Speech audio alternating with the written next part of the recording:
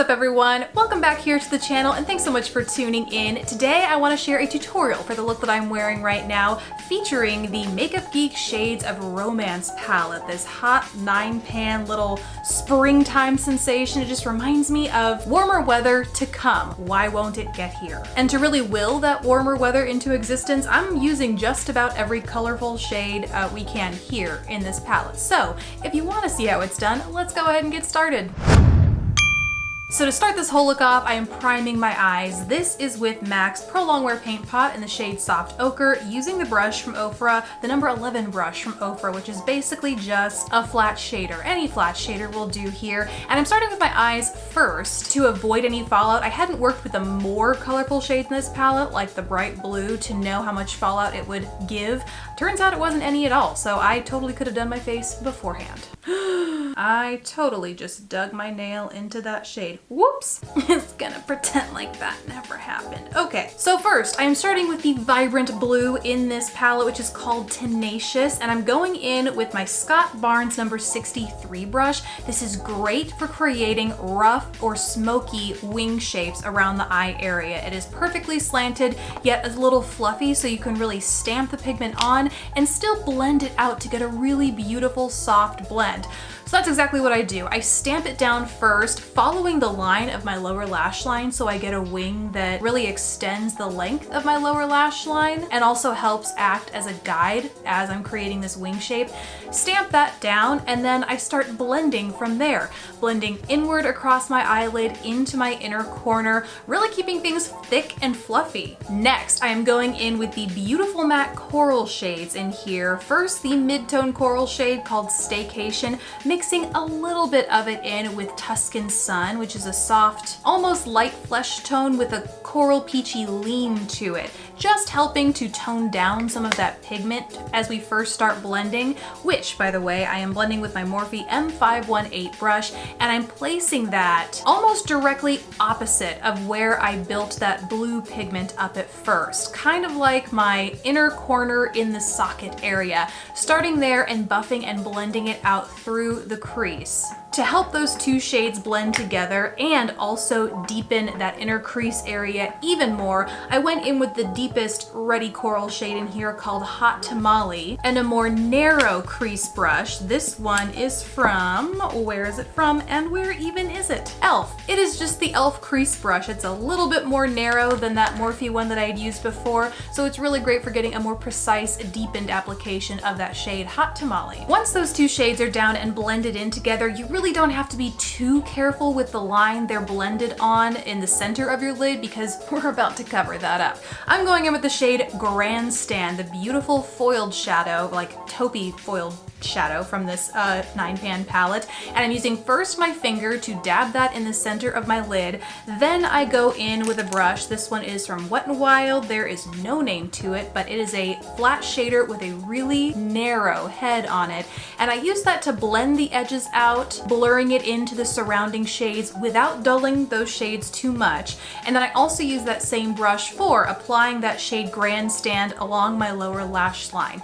If you notice that, the surrounding matte shades you first laid down are getting a little bit too dull, you can always go back in with your other brushes and just stamp that pigment back in just to, make them snappy, liven them up a little bit. And last up, for my highlight, I'm going in with the shade Whimsical, another foiled shadow. This is a light lilac shade, and this I apply in my inner corner as well as my brow bone, taking care to go back in with that Morphe blending brush I used before to blend the crease shade I had in up with my brow bone and actually take it up even higher, just to really create this seamlessly blurred effect up from basically lid to brow bone. Oh, one last thing I did with this palette, I wanted to see if I could get a little bit more depth with that blue, so I did go in with the deeper shimmery blue in this palette, which, by the way, is the shade I not only dug my nail into earlier, but it's called Medieval, another foiled shadow, and that took that same Scott Barnes brush that I used earlier to create that wing, and I stamped that shade in the outer corner. It didn't make a huge difference in depth, but really added a pretty complementary shimmer, I think. And with that, I have used every single colorful shade in this palette. The only shades I haven't used are the 2 matte neutral shades, which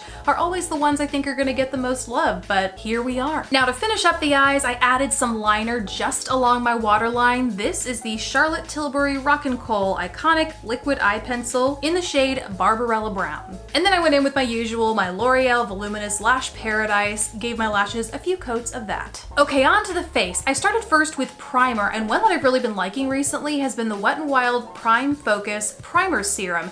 It's thin, has a hint of glimmer to it, like you can see the golden shimmer in here, but it really just gives the skin a nice illuminating glow to it, and it's hydrating. I had tried the My Milk Hydro Grip Primer recently, and it is just a little too cold, a little too dry outside. This is definitely a warm weather primer for me because it kind of made my makeup stick and cake in places where, well, I never want it to do that. So it just, because it made my makeup do that, it's not time. So went in with my Wet n Wild primer on my Scott Barnes 68 stippling brush, applied that all over, and I like using this same brush for primer and foundation because it helps, using that primer first helps thin my foundation out to get a little bit more of a natural finish there too, which, by the way, the foundation that I used is my go-to Believe Beauty Skin Finish foundation. Mine is in the shade Soft Beige. Once again, on that Scott Barnes brush, just buffing that all over my face. Now for concealer, I am using my Beauty Bakery Instabake 3-in-1 concealer. Mine is in the shade 015 or Mad Batter.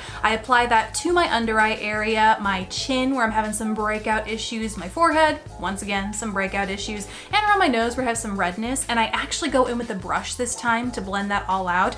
Normally, I like the heat from my fingers to help my concealer just melt into those more delicate areas like my under eyes and creases, folds, you know. But today I wanted a brush because I had already created that shape around my eye area, and so I wanted to be sure that my clumsy fingers didn't get all up in that eye business, and this brush just made it a lot easier to do that, as well as stamp the concealer out elsewhere around the face. And then to set all that and keep it glowing, I went in with my MAC Mineralize Skinfinish in Warm Rose using my Scott Barnes 67 brush.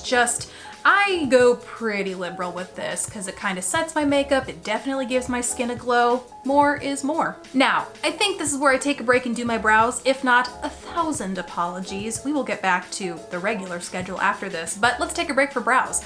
I'm using my Anastasia Dip Brow Gel in the shade Medium Brown and my Scott Barnes number 59 brush. This is a technique that I talked about in my last video, one of those where I had hated using brushes on my brows before, thinking they took too long, I just didn't notice a difference, but after running out of my CoverGirl brow pencil, I hadn't had a chance to get a new one, so I grabbed a brush, grabbed my brow gel that I absolutely love, and just used this to not only fill in my brows, but add a little bit more fullness, volume, set them, make them fluffier. It's kind of a do-it-all technique, which is why I love it. Back to the rest of the face, it is time to warm this complexion up with some bronzer. I'm using my Wet n Wild Color Icon bronzer in the shade Sunset Striptease with my Scott Barnes brush in number 66. It's kind of the perfect shape for a contour. It's pretty much the perfect shape to get right into the hollows of your cheeks, and it's also a nice width to get around the perimeter of your face without getting too out of control. And so this brush really allows you to precisely place that bronzer exactly where you want it,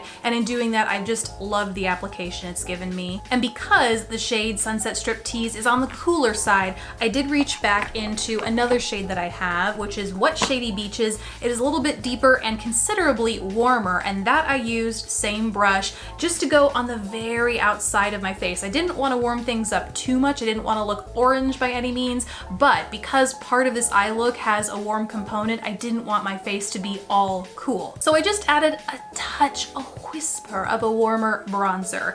Moving on to blush. Again, Scott Barnes, I'm using his Cheek Chic palette, and you could probably guess it looking from here where I went. I stuck with the blushes that matched my coral shadows.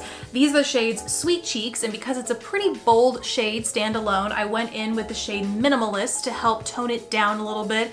Took the mixture of those two shades, starting at the apples of my cheeks using, again, the Scott Barnes brush number 64, patting that on the apples, working it all the way back towards my hairline, and kind of focusing it around the outer portion of my wing. I thought it might be kind of cool to have a shade right there that mirrors what's going on with the eyelids, so it didn't get too intense, could certainly be more intense, but just changing things up, a little something different to see how I liked it. And then also taking that on the bridge of my nose a little bit, taking care not to get it on the tip of my nose. I really focus my blush application on my nose right in the center and not up too close up between my eyes or down towards the end of it. Just whoop right there in the middle. Now it's time to finish this look off with the lips. I went in with Urban Decay's 24/7 Glide On Lip Pencil in the shade Liar. It's very close to my natural lip shade, but just a teensy little bit amped up, a little bit more depth. In fact, it's almost too deep. I wanted to lighten it up and add a little bit more of a glossy sheen. So to do that, I used my MAC Patent Paint Lip Lacquer in the shade Patent Pleasure. It's a light peach, again, very complimentary of the shades across my lid. I patted that in the center and then used my fingers to blend that out into the lip liner that I was already wearing.